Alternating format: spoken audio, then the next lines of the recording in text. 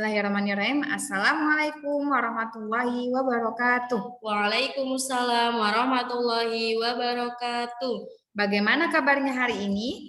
Alhamdulillah, luar biasa, tetap semangat, Allahu Akbar. Semoga anak-anak semua sehat dan selalu dalam lindungan Allah. Hari ini adalah hari Jumat tanggal 19 Februari 2021. Kita akan belajar dan lebih mengenal lagi tentang Sirah Nabawiyah.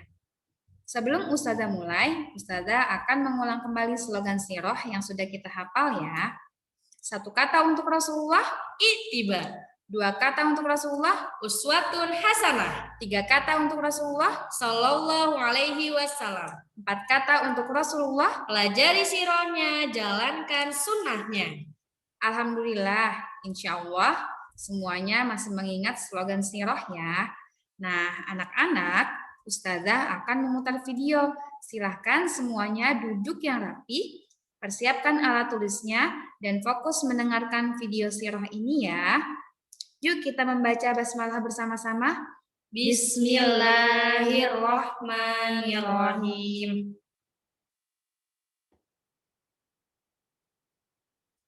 Ustazah akan menjelaskan hubungan dengan materi sebelumnya. Minggu kemarin kita menjelaskan tentang tahun kedua Hijriyah, yaitu pada tahun 15 Nubuwah, usia Rasulullah 54 tahun. Hari ini kita akan belajar dan mengenal peristiwa pada tahun ketiga Hijriyah, tahun 16 Nubuwah, dan usia Rasulullah 55 tahun. Setelah memenangkan Perang Badar, kaum muslimin diuji di Perang Uhud. Perang Uhud adalah ujian ketaatan. Peta konsepnya bab 3, peristiwa pada tahun ketiga Hijriyah, tahun 16 Nubuwah, usia Rasulullah 55 tahun. Ada 3 peristiwa. Yang pertama kita akan belajar tentang Perang Uhud. Yang kedua, hikmah dan ibrah. Yang ketiga, ringkasan.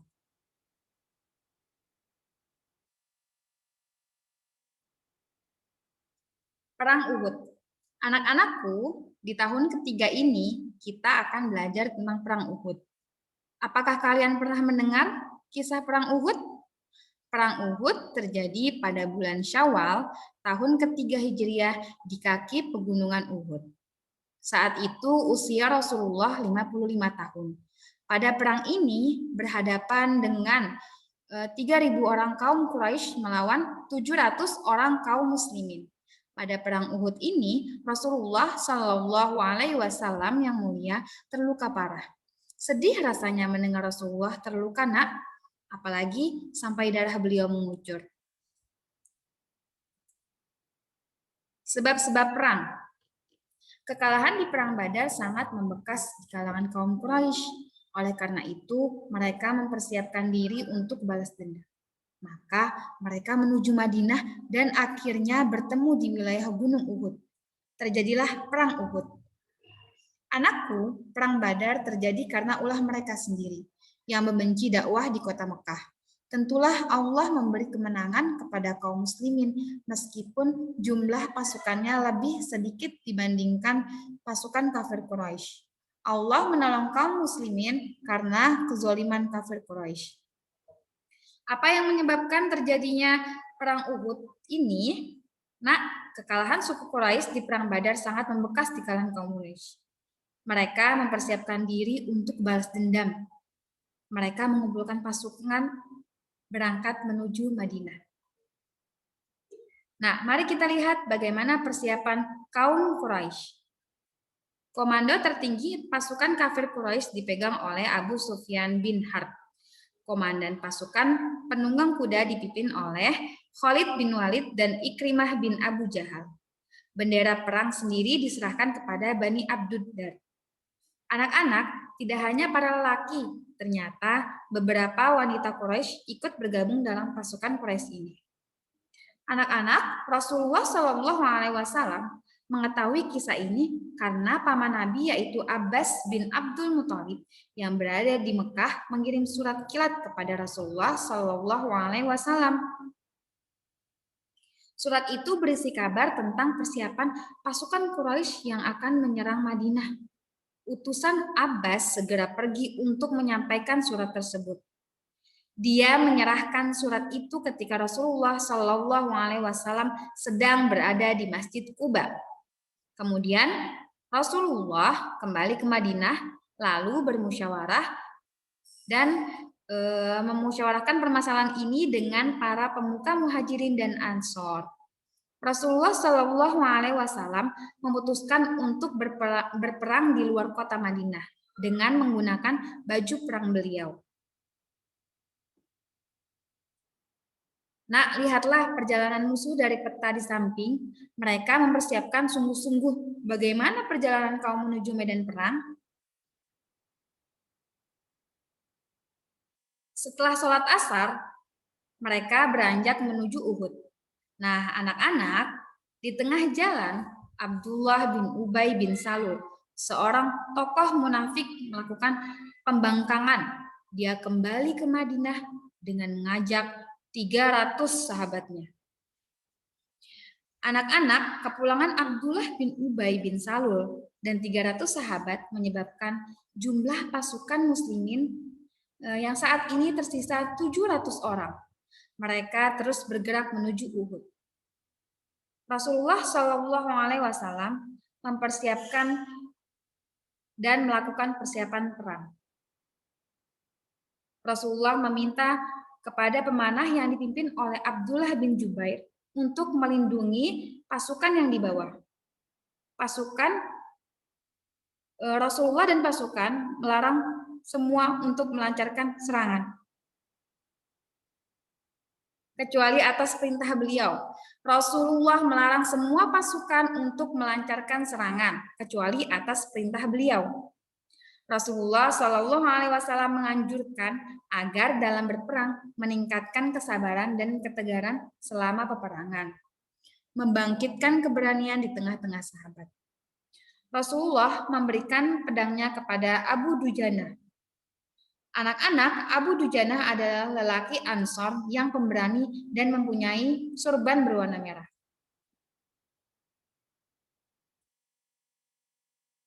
Jalannya perang. Pertempuran akhirnya pecah. Tolhah al-Abdari adalah pembawa bendera Quraisy. Ia dikalahkan oleh Zubair bin Awam hingga benderanya jatuh ke tanah. Ada Hamzah yang bertarung dengan gigih sehingga dia dikenal dengan singa padang pasir. Hamzah gugur dan syahid setelah Wahsy, budak dari Hindun, membunuhnya. Ada Tolhah bin Ubaidillah yang bertarung dengan hebat. Dia bertempur dengan menggunakan 2 buah pedang. Ada juga Amru bin Jumuh yang berasal dari Ansor. Ia bertarung dengan gagah berani meski harus berjalan dengan 1 kaki karena cacat yang dideritanya. Amru bin Jumuh akhirnya gugur.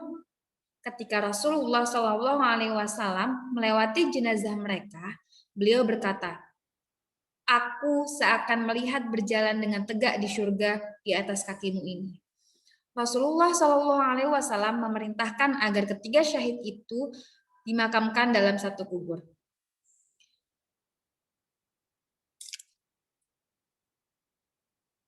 Selanjutnya, pasukan Islam menyerang kaum Quraisy. Untuk kesekian kalinya, kaum Quraisy kalah. Kemenangan hampir di tangan. Sehingga situasi ini membuat pasukan muslimin lengah. Saat itulah pasukan pemanah di atas bukit tergoda dengan ghanimah atau harta rampasan perang. Sebanyak 40 orang segera turun dari bukit untuk mengambil ghanimah sehingga hanya tersisa 10 pasukan pemanah di atas bukit.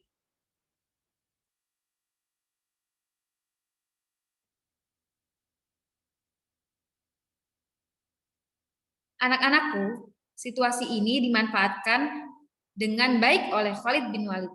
Kala itu beliau belum masuk Islam. Ia langsung menyerang pasukan pemanah yang bertahan di atas bukit. Posisi Rasulullah Shallallahu Alaihi Wasallam juga sudah terkepung oleh orang-orang Quraisy. Tolha bin Ubaidillah sendirian berperang melawan orang-orang tersebut. Dia memberikan perlindungan kepada Rasulullah Shallallahu Alaihi Wasallam dengan tangannya hingga jari jemarinya terkena sabetan pedang. Anak-anak sungguh jahat musuh-musuh Allah ini. Mereka memfokuskan serangan pada Rasulullah Shallallahu Alaihi Wasallam. Mereka menyerangnya sehingga Rasulullah Shallallahu Alaihi Wasallam terdesak. Beliau terjatuh, gigi seri bagian bawah copot dan pipinya terluka. Anak-anak, apakah kalian sayang kepada Rasulullah Shallallahu Alaihi Wasallam?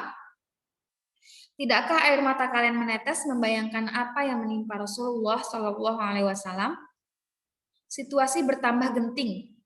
Pada saat itulah Jibril dan Mikail turun dan ikut berperang dengan luar biasa. Rasulullah Shallallahu Alaihi Wasallam lalu menarik mundur pasukannya ke pinggiran bukit. Wanita Muhajirin dan Ansor datang di tengah-tengah mereka. Ada Aisyah dan Ummu Aiman. Mereka membawa geriba atau tempat air dari kulit yang berisikan air lalu memberi minum kepada pasukan yang terluka. Hamzah yang telah syahid oleh serangan Wahsy membuat Hindun bergembira.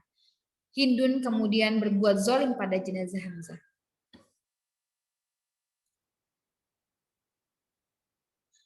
Akhir peperangan, anak-anak, ketika orang-orang Quraisy sibuk mempersiapkan diri untuk pulang, Abu Sufyan berkata, sesungguhnya tempat perang selanjutnya di tahun depan adalah Badar. Rasulullah Shallallahu Alaihi Wasallam lalu memerintahkan salah satu sahabatnya untuk menjawab, ya, di sanalah tempat yang telah disepakati antara kami dan kamu.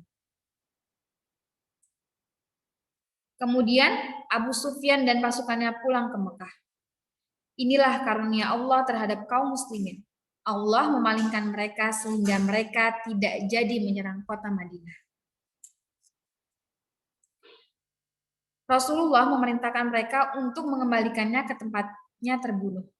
Rasulullah Shallallahu Alaihi Wasallam menguburkan mereka dengan pakaian yang melekat. Pakaian-pakaian yang melekat di badannya, tanpa dimandikan dan tanpa disolatkan. Anak-anakku yang soleh, ketika Rasulullah Shallallahu Alaihi Wasallam melihat jenazah Hamzah, paman dan saudara sesusuan beliau, Rasulullah Shallallahu Alaihi Wasallam menjadi sangat sedih. Rasulullah Shallallahu Alaihi Wasallam memerintahkan agar jasad Hamzah dikubur satu liang dengan jasad Abdullah bin Jahsy, keponakan dan saudara sesusuan. Pemakaman para syahid dilakukan. Setelah selesai pemakaman, Rasulullah dan kaum muslim kembali ke Madinah.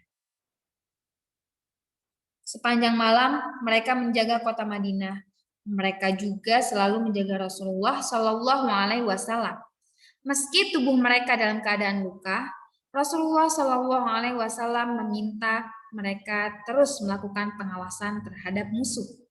Tujuannya agar setiap saat dapat mengetahui kedatangan mereka dan langsung melakukan pengamanan dari serangan musuh.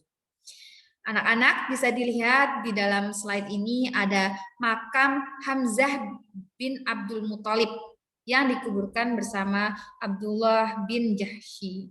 Nah, jumlah korban kaum muslimin ada 70 orang, sedangkan kaum musyrikin ada 37 orang. Sekarang kita lanjutkan ibrah. Yang pertama, setiap pekerjaan yang direncanakan dengan cerdik akan memberikan hasil yang memuaskan. Yang kedua, pentingnya menaati apa yang telah diperintahkan oleh komandan atau ketua. Yang ketiga, selain bertawakal, harus ada ikhtiar untuk mempersiapkan segala sesuatunya ketika kita berada dalam keadaan yang genting. Yang keempat, Allah senantiasa memberikan pertolongan kepada kaum muslim. Yang kelima, diperlukan ide-ide yang unggul untuk memperjuangkan dakwah Islam. Alhamdulillah. Sekian video sirah yang bisa Ustazah sampaikan. Insya Allah anak-anak semua bisa meneladani dan memahami apa yang sudah disampaikan.